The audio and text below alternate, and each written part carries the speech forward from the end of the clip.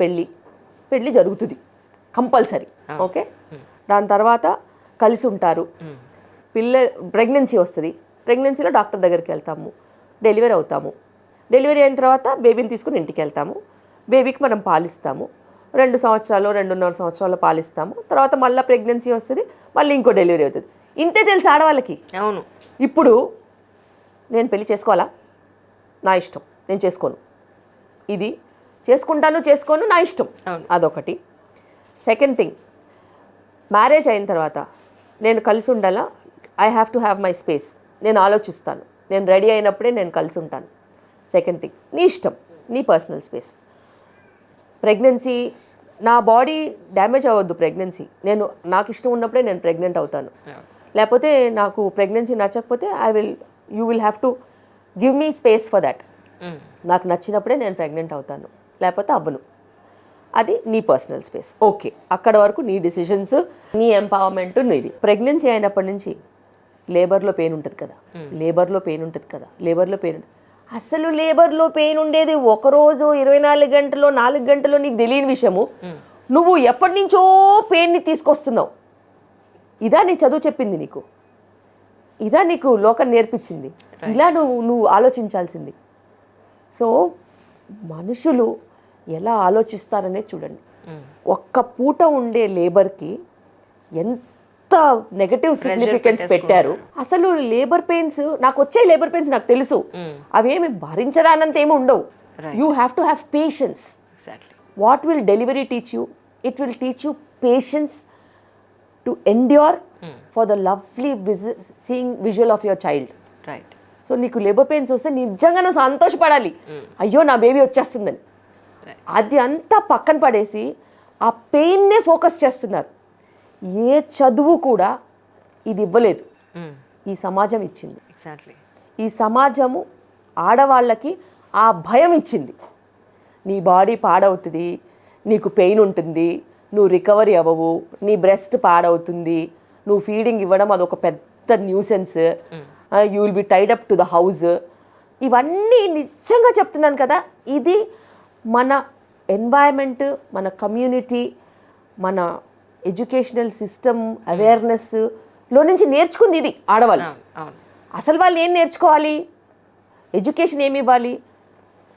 Self sufficiency, reliability, decision making, empowerment, getting into the mainstream if you are having that choice, making sure that you have a healthy family, healthy body, accepting medical knowledge and getting pregnant at the right time, going for antenatal care, enjoying your pregnancy, waiting for the labor day, together having a safe delivery in the institution.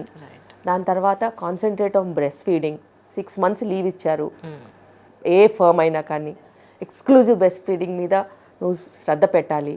తర్వాత మంచి healthy weaning practices చూసుకోవాలి, బేబీని మంచిగా grow చేయాలి, వాళ్ళని మంచి ఒక ఆరోగ్యకరమైన ఎన్వైరన్మెంట్లో చదివించాలి, నీ హెల్త్ నువ్వు కాపాడుకోవాలి. ఇది కదా ఉమెన్ ఎంపవర్మెంట్ అంటే.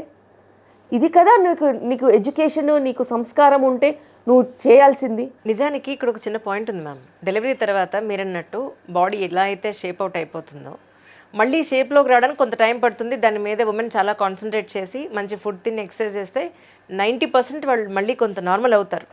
అవ్వకుండా ఉండదు అనేది కాదు, వీళ్ళు ఎఫర్ట్ పెట్టరు చాలామంది. కన్సిస్టెన్సీ ఉండదు. ఎగ్జాక్ట్లీ. సో ఈ లోపుగా ఏంటి, హస్బెండ్ నుంచి ప్రెజర్ ఉంటుంది, అగో నువ్వు అలా లేవు, అప్పట్లా లేవు, ఇలా అయిపోయావు చూడు. వాళ్ళకి కూడా బాగా పట్లు వస్తాయిగా. సో కానీ లేడీ అందంగా ఉండాలి కదా ఇక్కడ.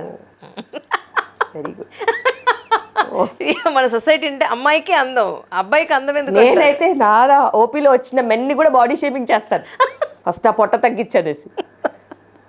Exactly. So you should be equal towards women and men when it comes to health. So ఆ పొట్ట మంచిది కాదు, ఈ వెయిట్ మంచిది కాదు. అవును. అండ్ నిజంగా ఎడ్యుకేషన్ సిస్టమ్ మనం మార్చాలి. ఎందుకంటే ఎడ్యుకేషన్ సిస్టంలో ఏం చెప్తున్నారు, ఎందుకు చెప్తున్నారు అసలు ఏం తెలియట్లా. బతుకు పనికొచ్చే పాయింట్ ఏమీ తెలియదు అసలు. They have no life skills. కొన్ని ఎడ్యుకేషనల్ సిస్టమ్స్ ఉన్నాయి, లైక్ వాల్డ్రాఫ్ అండ్ ఐబీ, కొన్ని సిస్టమ్స్ ఉన్నాయి. అందులో life skills, research, analysis, analytics ఇవి చెప్తారు. సో దట్ రీజనింగ్ ఉండాలి దేనికైనా. రీజన్ లేకుండా చేసి లాభం ఏంటి? True. So main stream education has to change. Correct. Women have to perceive things the right way. నీకు ఏం దారి కావాలో నువ్వు ఆ దారి తీసుకో, కానీ ఎండ్ పాయింట్ ఏంటో నీకు తెలియాలి. మధ్యలో డైవర్ట్ అవుతానంటే ఎలా? True. And main stream is always main stream. Correct. Diversion is always a diversion. And చాలా మెంటల్ హెల్త్ ఇష్యూస్ ఉంటాయండి. అవును. whoever is not in the mainstream, they have higher level of mental issues. అవును. Those who are in the mainstream, they might not have mental issues, but they will have all the pressures of the system.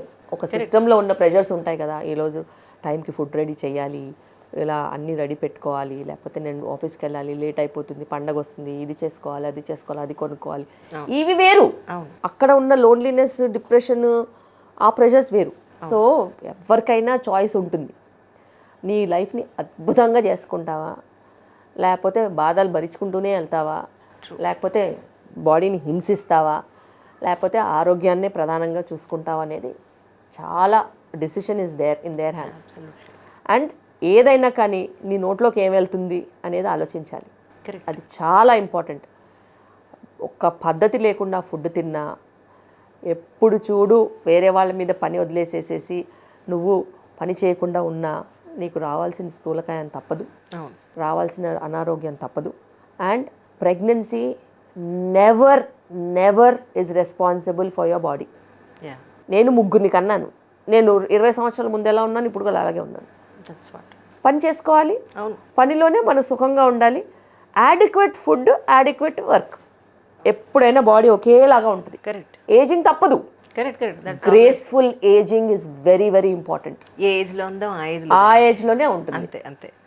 ఏ ఏజ్ని తక్కువ తీసుకోవడానికి లేదు. మనం we need to accept it. Ultimately ఏ స్థాయిలో ఏ ఏజ్లో ఉండే ఆ గౌరవాన్ని మనం నిలబెట్టుకుంటూ వెళ్ళిపోతే అంతకు మించి ఏముండదు యాక్చువల్లీ.